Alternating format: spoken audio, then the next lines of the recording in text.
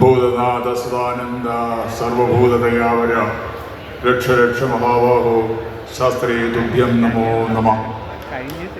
വേദിയിലിരിക്കുന്ന സന്യാസിശേഷന്മാരെ, ഹൈന്ദവാചാര്യന്മാരെ, നമ്മുടെ അയൽ സംസ്ഥാനങ്ങളായ തമിഴ്നാട്ടിൽ നിന്നും അവിടുത്തെ അയ്യപ്പ ഭക്തരുടെ പ്രതിനിധിയായി ഇവിടെ എത്തിയിരിക്കുന്ന ശ്രീ അണ്ണാമലൈ അവരുകൾ, കർണാടകത്തിലെ അയ്യപ്പ ഭക്തരുടെ പ്രതിനിധിയായി ഇവിടെ എത്തിയിരിക്കുന്ന ശ്രീ തേജസ്വി സൂര്യ അവരുകൾ, ഹൈന്ദവ സംഘടനകളുടെയും മറ്റ് ഭക്ത സംഘടനകളുടെയും സമുദായ സംഘടനകളുടെയും പ്രതിനിധികളെ, അയ്യപ്പ വിശ്വാസികളെ, അയ്യപ്പ ഭക്തരെ, പന്തള നിവാസികളെ, എല്ലാവർക്കും എൻ്റെ വിനീതമായ നമസ്കാരം. വൈകിയ വേളയാണ് എങ്കിലും അധികം സംസാരിക്കാൻ ഞാൻ താല്പര്യപ്പെടുന്നില്ല. ഇന്ന് ഈ പന്തളത്ത് ഭഗവാന്റെ പാദസ്പർശമേറ്റ ഈ മണ്ണിൽ, പ്രത്യേകിച്ച് ഇന്നത്തെ ദിവസത്തിന് ഏറ്റവും വലിയൊരു പ്രത്യേകതയുണ്ട്. ഇന്ന് അയ്യപ്പസ്വാമിയുടെ ജന്മദിനമാണ്, ഉത്രം നക്ഷത്രമാണ്. ഈ ഉത്രം നക്ഷത്ര നാളിൽ ഭഗവാന്റെ നാടായ പന്തളത്ത് നാം ഒത്തുകൂടിയിരിക്കുന്നത് അയ്യപ്പ ധർമ്മരക്ഷയ്ക്ക് വേണ്ടിയാണ്. നമുക്കറിയാം, ഈ പന്തളത്തിന്റെ മണ്ണിലാണ് യുവതീ പ്രവേശന വിഷയം വന്നപ്പോൾ ആദ്യമായിട്ടും ആ ധർമ്മരക്ഷയ്ക്കായി നമ്മൾ ആബാലവൃദ്ധം ജനങ്ങൾ തെരുവിലേക്ക് നാമജപവുമായി ഇറങ്ങിയത്. അതിന്റെ തുടർച്ചയാണ് കേരളത്തിലെന്നല്ല, ഭാരതത്തിലെന്നല്ല, ലോകമൊട്ടാകെ ആ അയ്യപ്പ ഗീതങ്ങളും ആ ശരണം വിളിയും മുഴങ്ങി. അതുകൊണ്ടാണ് ഭാരതത്തിലെ പരമോന്നത കോടതിയായ സുപ്രീം കോടതി ആദ്യമായിട്ട് ഒരു വിധി പ്രഖ്യാപിച്ചതിനെ വീണ്ടും പുനർചിന്തനത്തിന് തയ്യാറായത്, വിശാല ബെഞ്ചിലേക്ക് വിട്ടത് ആദ്യമായിട്ടായിരിക്കും ഭാരതത്തിലെ ചരിത്രത്തിൽ. ആ ചരിത്രത്തിന് തുടക്കമിട്ട മണ്ണാണ് ഈ പന്തളം. ഇതിനു മുമ്പ് ഞാൻ ഇതുപോലെ ഒരു അയ്യപ്പ ഭക്തരെ കണ്ടത് ഈ യുവതീ പ്രവേശന വിഷയം നടന്നപ്പോൾ തിരുവനന്തപുരത്ത് പുത്തരിക്കണ്ടത്താണ്. അതിൻ്റെ ഒരു നേർക്കാഴ്ചയാണ് ഇന്ന് നമുക്ക് പന്തളത്ത് കാണാൻ കഴിയുന്നത്. ഇവിടെ AI ടെക്നോളജി ഒന്നുമില്ല. ഇത് AI എന്ന് പറയുമ്പോൾ ആർട്ടിഫിഷ്യൽ ഇന്റലിജൻസ് ആണ്. ഇത് ഫിസിക്കൽ ഇന്റലിജൻസ് ആണ്. ഇത് ഫിസിക്കൽ ഇന്റലിജൻസ് ആണ്. ഇവിടെ വന്നിരിക്കുന്നത് ഫിസിക്കൽ ഇന്റലിജൻസ് ആണ്. ഈ ഫിസിക്കൽ ഇന്റലിജൻസ് ഇല്ലാതാവുമ്പോഴാണ് ആർട്ടിഫിഷ്യൽ ഇന്റലിജൻസിനെ നമുക്ക് സ്വാധീനിക്കേണ്ടി വരുന്നത്. അതാണ് പമ്പയിൽ കണ്ടത്. 2 ദിവസം മുമ്പ് പമ്പയിൽ എന്തൊക്കെയായിരുന്നു പ്രഖ്യാപനം, എന്തൊക്കെയായിരുന്നു പരസ്യം. ഈ ഹൈക്കോടതിയെ പോലും തെറ്റിദ്ധരിപ്പിച്ചില്ലേ, സുപ്രീം കോടതിയെ തെറ്റിദ്ധരിപ്പിച്ചില്ലേ. എന്താ പറഞ്ഞത്? ശബരിമലയിലെ ഈ അയ്യപ്പ സംഗമത്തിന് വേണ്ടി സർക്കാരിൽ നിന്നോ ദേവസ്വത്തിൽ നിന്നോ 10 പൈസ എടുക്കില്ല. പിന്നെ എങ്ങനെ നടന്നു ഇത്? ഇത്രയും കോടി രൂപയുടെ പരസ്യങ്ങൾ ചെയ്ത് ഈ ഊരാളുംകൂടി സൊസൈറ്റി ഉൾപ്പെടെയുള്ള ശീതീകരിച്ച പന്തലുണ്ടാക്കാനും അവിടെ ഇത്ര ആൾക്കാരെ പല സ്ഥലങ്ങളിൽ എത്തിക്കാനും ഈ പൈസ എവിടെ നിന്നെടുത്തു? ഞാൻ ശ്രീ പിണറായി വിജയനെ വെല്ലുവിളിക്കുകയാണ്. എവിടുന്ന് ഈ പൈസ വന്നു എന്നുള്ള ഒരു ധവളപത്രം അദ്ദേഹം ഇറക്കണം. ഈ പൈസ എവിടുന്ന് മുടക്കി? അദ്ദേഹം പറഞ്ഞു ലോകത്ത് നിന്നല്ല. ശ്രീ വാസവൻ പറഞ്ഞു ലോകമെമ്പാടും നിന്ന് ഇവിടെ അയ്യപ്പ ഭക്തരായ ആൾക്കാർ ശബരിമല വികസനത്തിന് പണം ഇറക്കാൻ വരുമെന്ന് പറഞ്ഞു. ഒരാളെ പോലും അവിടെ കണ്ടില്ല. കുറെ പാർട്ടിക്കാരും ദേവസ്വം ബോർഡിന്റെ ഉദ്യോഗസ്ഥരും മറ്റ് സർക്കാർ ഉദ്യോഗസ്ഥരെയും കൊണ്ട് അവിടെ ഇരുത്തിയാൽ അത് അയ്യപ്പ സംഗമമാകുമോ? അത് ഭക്ത സംഗമമാകുമോ? അവിടെ ഭക്തിയില്ല, അവിടെ ഭക്തിയില്ല. അത് പിണറായിയുടെ തരിയുടെ സംഗമമായിരുന്നു. അതുകൊണ്ടാണ് അത് AI കാണിക്കേണ്ടി വന്നത്. ഭക്ത സംഗമം ഇന്ന് എന്തിന്? ഇവിടുത്തെ കാര്യം നോക്കൂ. രാവിലെ നമ്മളിവിടെ 3 സെമിനാറുകൾ നടന്നു. ആ സെമിനാറുകൾക്ക് വലിയ ഹാളൊന്നുമല്ല, ആ ചെറിയ ഹാളായിരുന്നു.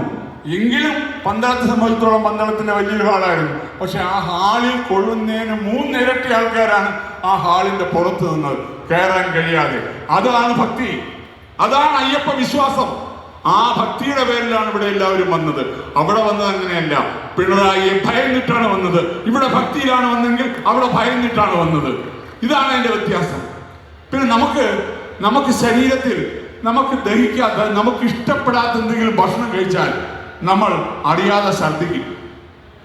നമ്മുടെ ശരീരം അക്സെപ്റ്റ് ചെയ്യില്ല. അവിടെ അതാണ് സംഭവിച്ചത്. പിണറായി വിജയന് വഴങ്ങാത്ത ഗീതാവചനങ്ങൾ ചൊല്ലി അദ്ദേഹം ഛർദ്ദിക്കുകയാണ് ചെയ്തത്. അദ്ദേഹം പ്രഭാഷണത്തിലോ സംസാരിക്കുകയല്ല, ഛർദ്ദിക്കുകയാണ് ചെയ്തത്. അതുകൊണ്ടാണ് അദ്ദേഹത്തിന് ഇടയ്ക്ക് തൊണ്ടയിടറിയത്. ധാരാളം വെള്ളം കുടിക്കേണ്ടി വന്നത്. കാര്യം അതാണ് കാര്യം. ഒരിക്കലും പിണറായി വിജയന്റെ നാവിന് ചേരുന്നതല്ല ഗീതാവചനങ്ങൾ. അതുകൊണ്ടാണ് അത് ശ്രദ്ധിക്കേണ്ടി വന്നത്. പിന്നെ ഇവിടുത്തെ ഹൈന്ദവ ആചാര്യന്മാരെയും സന്യാസി ശ്രേഷ്ഠന്മാരെയും പേരെടുത്ത് പുകഴ്ത്തി. എന്തിനു വേണ്ടി? ഇതിനു മുമ്പ് ഒരു ദിവസം പറഞ്ഞു, നമ്മുടെ മഹാനായ, നമ്മുടെ ഹൈന്ദവ ആചാര്യനായ, ഇവിടുത്തെ ഏറ്റവും വലിയ സന്യാസി ശ്രേഷ്ഠനായ ശ്രീനാരായണ ഗുരു ഹൈന്ദവ സന്യാസി അല്ല. പിന്നെന്താ, അദ്ദേഹം മാർക്സിന്റെ അളിയനാണ്. അദ്ദേഹം ഹൈന്ദവ സന്യാസി തന്നെയാണ്. പൂർണ്ണമായ ഒരു ശിവഭക്തനായിരുന്നു ശ്രീനാരായണ ഗുരുദേവൻ. അദ്ദേഹം സ്ഥാപിച്ചത് അങ്ങ് കേരളത്തിന്റെ തെക്ക് നിന്നും കേരളത്തിന്റെ അങ്ങ് വടക്കറ്റം വരെ സ്ഥാപിച്ചതെല്ലാം ശിവക്ഷേത്രങ്ങളായിരുന്നു. അദ്ദേഹം എവിടെയെങ്കിലും ഒരു പള്ളി നിർമ്മിച്ചിട്ടുണ്ടോ? എവിടെയെങ്കിലും ഒരു മോസ്ക് നിർമ്മിച്ചിട്ടുണ്ടോ? ഇല്ല. പിന്നെ എങ്ങനെ അദ്ദേഹം ഹൈന്ദവ സന്യാസി അല്ലാതാവും? ആ ശ്രീനാരായണ ഗുരുദേവനെ പാർട്ടിക്കാരനാക്കി മാറ്റിക്കൊണ്ട് ഇവിടെയുള്ള മറ്റ് ഹൈന്ദവരെ എല്ലാം തന്റെ പാർട്ടിയിലേക്ക് അടുപ്പിച്ചുകൊണ്ട് വരുന്ന പഞ്ചായത്ത് തെരഞ്ഞെടുപ്പിലും വരാൻ പോകുന്ന നിയമസഭാ തെരഞ്ഞെടുപ്പിലും 10 വോട്ട് ഹിന്ദുക്കളുടെ നേടാൻ വേണ്ടിയുള്ള കുടില തന്ത്രം മാത്രമാണ് ഈ പമ്പയിൽ നടന്നത്. അവിടെ പറഞ്ഞു മതേതര ആത്മീയത. എന്തോ മതേതരമാകുമ്പോ ആത്മീയത എവിടുന്ന് വരും? എന്താണ് ആത്മീയത? ആ ആത്മീയത എന്ന് പറയുമ്പോൾ മതാധിഷ്ഠിതമാണ്. മതേതരമാകുമ്പോൾ ആത്മീയത ഉണ്ടാവില്ല. അവിടെ പറഞ്ഞു ശബരിമല മതേതര സ്ഥാപനമാണ്. ഒരിക്കലുമല്ല. ശബരിമല എന്ന് പറയുന്നത് ഹൈന്ദവ ക്ഷേത്രം തന്നെയാണ്. അവിടെ കുടികൊള്ളുന്നത് സന്യാസ രൂപത്തിലുള്ള ധർമ്മശാസ്താവാണ്. ആ ധർമ്മശാസ്ത്ര വിഗ്രഹത്തിൽ ജീവസമാധിയിലൂടെ വിലയം ചെയ്ത നൈഷ്ഠിക ബ്രഹ്മചാരിയായ അയ്യപ്പ സ്വാമിയാണ്. ലോകത്തൊരേ ഒരു അയ്യപ്പ ക്ഷേത്രമേ ഉള്ളൂ, അത് ശബരിമല മാത്രമാണ്. മറ്റുള്ളതെല്ലാം ധർമ്മശാസ്ത്ര ക്ഷേത്രങ്ങളാണ്. ആ അയ്യപ്പ ക്ഷേത്രമാണ്. അതാണ് ആ ക്ഷേത്രത്തിന്റെ പ്രത്യേകത. അതൊരു കാനന ക്ഷേത്രമാണ്. ആ ക്ഷേത്രത്തിൽ പോകണമെങ്കിൽ മറ്റു ക്ഷേത്രങ്ങൾ പോലെയല്ല, കഠിന വ്രതം അനുഷ്ഠിക്കണം. അതിനാണ് 41 ദിവസം മണ്ഡലവ്രതം പറഞ്ഞിരിക്കുന്നത്. ആ മണ്ഡലവ്രതം അനുഷ്ഠിച്ച് ഇരുമുടി ശിരസിലേന്തി ആ മല ചവിട്ടി അവിടെ മാത്രമേ 18ാം പടി ചവിട്ടാൻ പാടുള്ളൂ. ആ 18ാം പടി ചവിട്ടി മുകളിൽ ചെല്ലുമ്പോൾ അവിടെ കാണുന്നത് അയ്യപ്പനെയാണ്. ചെല്ലുന്നതും അയ്യപ്പനാണ്. ശബരിമല മാത്രമാണ് ഭക്തരില്ലാത്ത സ്ഥലം. അവിടെ ചെല്ലുന്ന എല്ലാം അയ്യപ്പനാണ്. അവിടെ അകത്ത് കുടികൊള്ളുന്നതും അയ്യപ്പനാണ്. അത് മനസ്സിലാക്കാനുള്ള കഴിവോ ബുദ്ധിയോ ഇല്ലാത്ത പിണറായി വിജയൻ അതിനെ മതേതര സ്ഥാപനമാക്കി മാറ്റുന്നു. അദ്ദേഹം പറഞ്ഞത് എന്താ? ശബരിമലയിൽ പോകുന്നവർ നേരെ എരുമേലി വന്ന് വാവര കണ്ടു തൊഴുന്നു. അവിടുന്ന് നേരെ അർത്തുങ്കൽ പോയി അവിടെ വെളുത്തച്ഛനെ തൊഴുന്നു. ഒന്ന് ആലോചിച്ച് നോക്കി, എന്തൊരു മണ്ടത്തരമാണ് പറയുന്നത്. ഞാൻ പിണറായി വിജയനെ വെല്ലുവിളിക്കുന്നു, വാവരുടെ ഒരു പള്ളി എങ്ങനെ കാണിച്ചു തരാൻ പറ്റുമോ? എരുമേലി പോട്ടെ, ലോകത്തെവിടെയെങ്കിലും ഒരു വാവരുടെ പള്ളി കാണിച്ചു തരാൻ പറ്റുമോ? അവിടുത്തെ മഹൽ കമ്മിറ്റി തന്നെ കാഞ്ഞിരപ്പള്ളി കോടതിയിൽ നിന്ന് വിധി വാങ്ങിച്ചിട്ടുണ്ട്, അത് വാവര് പള്ളിയല്ല, അത് നയനാർ മസ്ജിദാണെന്ന്. അതുപോലെ അർത്തുങ്കൽ ഒരു വെളുത്തച്ഛൻ. ആരായി വെളുത്തച്ഛൻ? ഏതോ ഒരു സായിപ്പ് അവിടെ അച്ഛനായിട്ട് വന്നു. നമ്മളെല്ലാം ഇരുണ്ട് നിറക്കാരായോണ്ട് ആ സായിപ്പ് വെളുത്തിരിക്കുന്നതുകൊണ്ട് ആ സായിപ്പിനിട്ട പേരാണ് വെളുത്തച്ഛൻ. ആ വെളുത്തച്ഛൻ എങ്ങനെ അയ്യപ്പന്റെ സുഹൃത്താവും? അയ്യപ്പന്റെ സുഹൃത്തായി ചീറപ്പഞ്ചരയിൽ പഠിച്ചിരുന്നത്, കളരി പഠിച്ചിരുന്ന ഒരു വെളുത്തയാണ്. ആ വെളുത്തയല്ല ഈ വെളുത്തച്ഛൻ. അപ്പൊ ഇത് ഈ പറഞ്ഞ തെറ്റിദ്ധരിപ്പിക്കാൻ നേരത്തെ നന്ദകുമാർജി പറഞ്ഞതുപോലെ ഒരു അഫിഡവിറ്റിൽ വഖഫ് ബോർഡിന്റെ അനുവാദം വാങ്ങിക്കണം, അല്ലെങ്കിൽ ക്രിസ്തീയ സമൂഹത്തിന്റെ അനുവാദം വാങ്ങിക്കണം, വാവര് പള്ളിയുടെ അനുവാദം വാങ്ങിക്കണം. ശബരിമലയിൽ വ്യത്യാസം വരുത്തണമെങ്കിൽ തീരുമാനിക്കേണ്ടത് പിണറായിയോ വഖഫ് ബോർഡോ ക്രിസ്ത്യാനികളോ വാവരോ ഒന്നും അല്ല.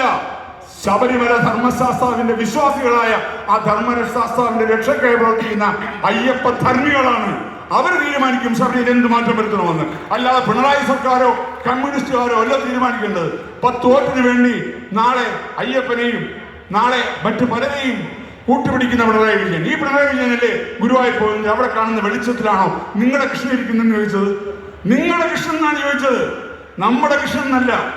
അങ്ങനെ ചോദിച്ച പിണറായി വിജയനാണോ നാളെ നമ്മളിവിടെ അയ്യപ്പന്റെ പേരും പറഞ്ഞ് സംഗമം നടത്തിയതിന്റെ പേരിൽ ഹിന്ദുക്കൾ അംഗീകരിക്കേണ്ടത്? ഈ വലിയ വേളയിൽ ഞാൻ അദ്ദേഹം സംസാരിക്കുന്നില്ല. എന്തായാലും അയ്യപ്പ ധർമ്മത്തിന് വേണ്ടി ഇവിടെ കൂടിയ ഓരോരുത്തരും ഭഗവാന്റെ അനുഗ്രഹം സിദ്ധിച്ചവരാണ്. തീർച്ചയായിട്ടും ഭഗവാൻ നമ്മോടൊപ്പമുണ്ട്, നമ്മുടെ ഉള്ളിലുണ്ട്. സ്വാമിയേ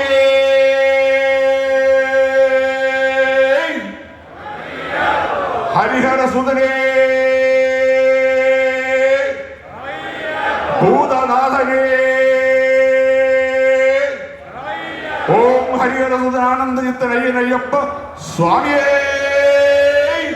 ശരണമയ്യപ്പ ശരണമയ്യപ്പ ശരണമയ്യപ്പ.